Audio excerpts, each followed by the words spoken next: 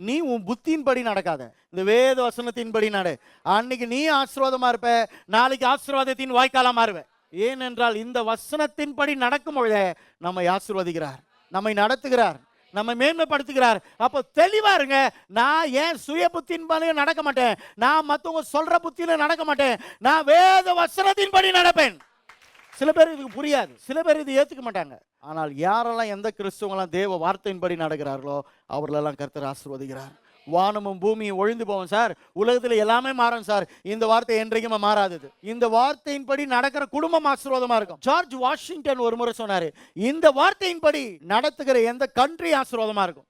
பில்லி Graham அவர் ஒரு முறை சொன்னாரு, சில புத்தகங்கள் நம்மளுக்கு சில இன்ஃபர்மேஷனை தரும், சில புத்தகங்களை படிக்கும்போது அது ரிஃபர்மேஷனை கொண்டு வரும்.